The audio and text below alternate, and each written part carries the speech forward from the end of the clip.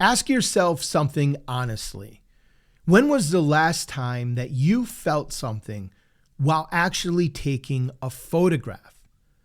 And I don't mean just captured something, not just posted something, but really felt something. Because lately I've been wondering, are we losing the human side of photography? But you're stronger than you know. You'll never be alone when everything feels dark. Hey, I'm Jeff and I'm a wildlife photographer living in Charleston, South Carolina. And on this channel, we discuss a lot of different topics pertaining to wildlife photography, photo editing, and we talk about ways to think differently as photographers, to reach our full potential as photographers. And if this sounds like something that you might like, well, thanks for stopping in and joining us. Over the past several weeks, I've posted a couple videos talking about AI and whether it's replacing us as photographers, and I don't really think that it is. I think it's challenging us to kind of redefine creativity when it comes to our photography, but I don't think it's replacing us. But what about the human side of photography? Is that something we are losing? This is the focus of today's video, and we are going to take a look at it from many different angles. We talk all the time about the need to have patience as a wildlife photographer. There was a time when photography in general required patience. You had limited frames. You had slower autofocus. You didn't have instant playback. There was no algorithm waiting for your upload. You had to slow down. You had to anticipate. You had to wait. And in that waiting, something happened. There was a connection. You weren't just capturing a bird. You were studying it. You weren't just taking a portrait. You were interacting with a person. The camera didn't remove you from the moment. It actually anchored you to it. But what about now? We can shoot thousands of images in a few seconds, instantly review them, edit them with AI, and share them with the world in seconds. It's efficient, but is it intimate? Photography today feels increasingly optimized, sharpened, cleaned, perfected, algorithm approved. AI removes distractions. Software fixes focus. Backgrounds are replaced or expanded. And while these tools are powerful and sometimes even useful, it's not all beneficial. We begin chasing perfection instead of presence. And wildlife photography especially feels this pressure. Every bird must be tack sharp. Every background must be creamy soft. Every feather must be flawless. But nature isn't perfect.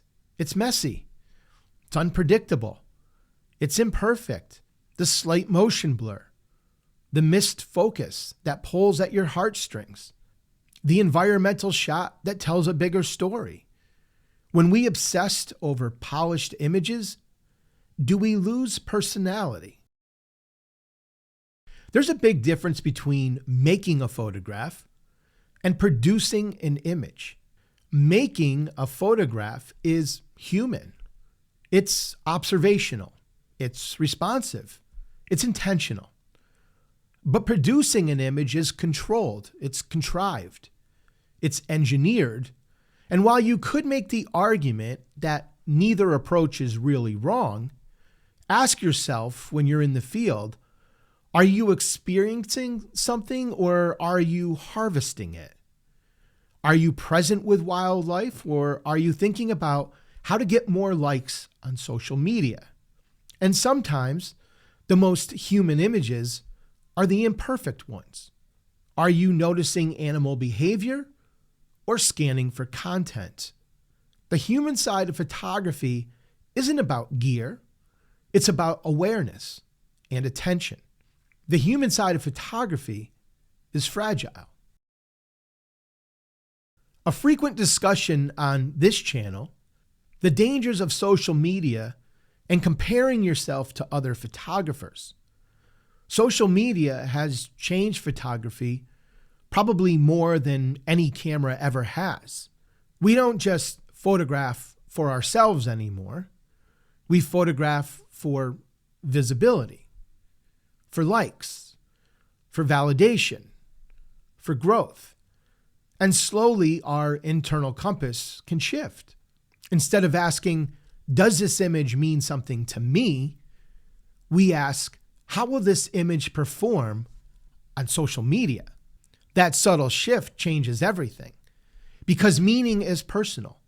Performance is external. And when performance becomes the priority, authenticity becomes optional, and comparison accelerates the problem. You see someone else's perfect wildlife image. It's shot in incredible light.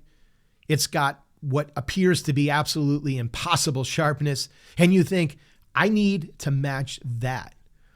So you chase that aesthetic. You chase the style. You chase the reaction. But in doing so, you abandon your own perspective.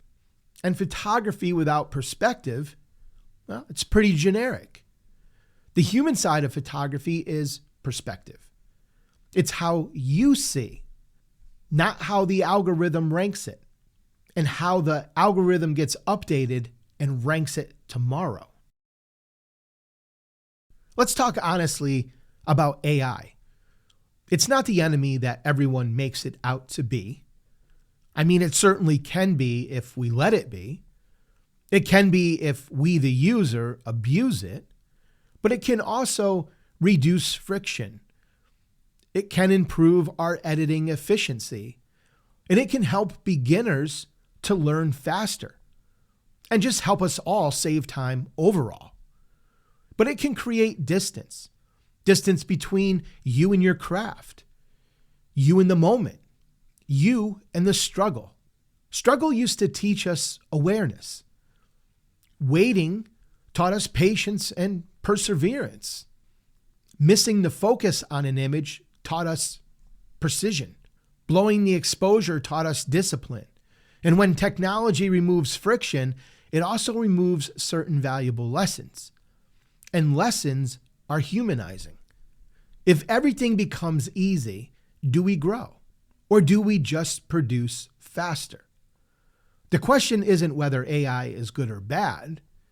It's whether we are using AI to enhance our humanity or replace it. The human side of photography is not about imperfection just for the sake of imperfection. It's about presence and curiosity and empathy, observation and connection. In wildlife photography, it's about respecting the animal, understanding the animal's behavior, photographing it without disturbing it. It's choosing not to flush the animal just to get the shot. It's stepping back when nesting behavior begins. It's valuing the subject more than the image itself. That's human. In portraiture, it's listening. It's creating comfort. It's capturing vulnerability.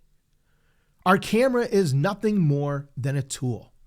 The humanity comes from you, the photographer. Maybe we're not losing the human side of photography. Maybe it's just easier to forget it. Or maybe we've just become lazy. There's no denying instant gratification is real. But at the end of the day, nothing ever replaces showing up and doing the work. Technology isn't going away. AI isn't going away. Social media isn't going away. Presence is still a choice. Being intentional is still a choice. Being deliberate is still a choice. Slowing down is still a choice. The next time you pick up your camera, ask yourself, am I here to create an image or to produce an image.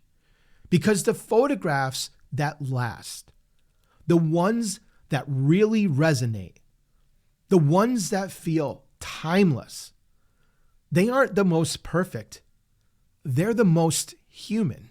If this topic made you think, I'd love to hear your perspective. Do you feel photography is becoming less human, or are we just evolving? Let me know your thoughts and share them in the comments below.